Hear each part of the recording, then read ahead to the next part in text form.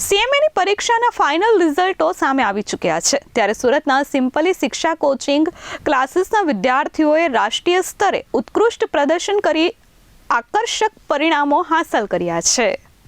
The institute of cost accounts of India દ્વારા December 2025માં યોજાયેલી સીએમએ intermediate અને ફાઇનલ પરીક્ષાના પરિણામો જાહેર થઈ ગયા છે। આ પરિણામોમાં સુરતની સિમ્પલી શિક્ષા કોચિંગ ક્લાસીસના વિદ્યાર્થીઓએ રાષ્ટ્રીય સ્તરે ઉત્તમ પ્રદર્શન કર્યું છે અને સંસ્થાનું અને શહેરનું નામ ઉજ્જવળ કર્યું છે।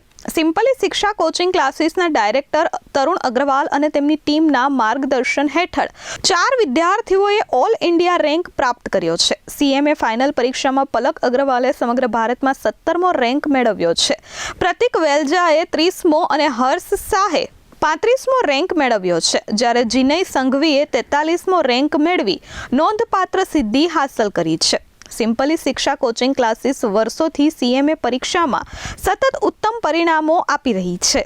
છેલ્લા 8 વર્ષમાં સંસ્થાએ કુલ 44 ઓલ ઇન્ડિયા રેન્ક મેળવી ગૌરવપૂર્ણ સિદ્ધિ નોંધાવી છે। ઉલ્લેખનીય છે કે સંસ્થાના શિક્ષકગણ દ્વારા તૈયાર કરાયેલ અભ્યાસક્રમ આધારિત પુસ્તકો ટેક્સમન પબ્લિકેશન દ્વારા પ્રકાશિત કરવામાં આવ્યા છે, જે સીએમએ વિદ્યાર્થીઓ માટે અત્યંત ઉપયોગી સાબિત થાય છે।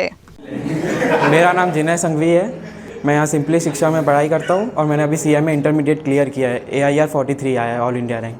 आपका इतना अच्छा रिजल्ट आया है, आपने सोचा था कि इतना रिजल्ट आएगा? नहीं, सोचा तो नहीं था कि इतना अच्छा आएगा।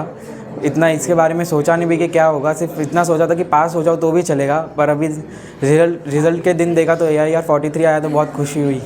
सीएमए के साथ आप क्या कर रहे हो? बीकॉम कर रहा हूँ अभी। फ्यूचर प्लान तो अभी CFA करने का भी है। सर से थोड़ी गाइडेंस लूँगा, उसके बाद CFA कब शुरू करना है। एक बार CFA भी हो जाए फिर उसके बाद कॉर्पोरेट में जॉब देखनी है। बहुत अच्छा इम्पैक्ट था सर का, एक बारी में समझ में आ जाता था most of the time. Sir को कभी भी 2-3 से बार पूछते थे, सर हमेशा अच्छे से बताते थे, एकदम सही पढ़ाई थी। मेरा नाम अग्रवाल पलक है।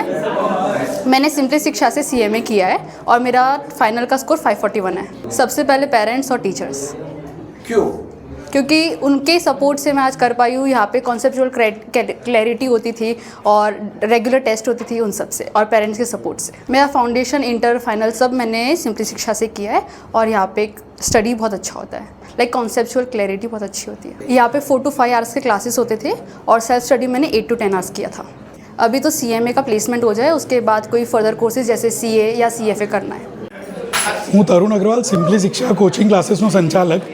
આજે સીએમએ ઇન્સ્ટિટ્યૂટ દ્વારા લેવાયેલી ડિસેમ્બર 2025ની ઇન્ટરમીડિયેટ અને ફાઇનલની પરીક્ષાનું પરિણામ જાહેર થયું, જેમાં સિમ્પલી શિક્ષા કોચિંગ ક્લાસીસમાં ઘણા બધા વિદ્યાર્થીઓ પાસ થયા છે અને 4 ઓલ ઇન્ડિયા રેન્ક છે, ફાઇનલમાં 3 અને ઇન્ટરમીડિયેટમાં 1। એનું રીઝન કન્સિસ્ટન્સી છે। સ્ટુડન્ટ્સ કન્સિસ્ટન્ટલી પ્રેક્ટિસ કરે છે, ટેસ્ટ આપે છે। રેગ્યુલર પ્રેક્ટિસ તમે કરો તો ઇન્ટરમીડિયેટ હોય કે ફાઇનલ હોય તમે એમાં સારો સ્કોર કરી શકો છો અને ઇઝી વેમાં ક્લિયર કરી શકો। ઘણી ખુશી થાય છે કે સ્ટુડન્ટ્સ ક્લિયર થયા ને આટલા સરસ માર્ક્સ સાથે ટોપ 50માં ઇન્ડિયામાં સ્ટુડન્ટ્સ આવે એટલે ઘણી ખુશી મને અનુભવ થાય છે।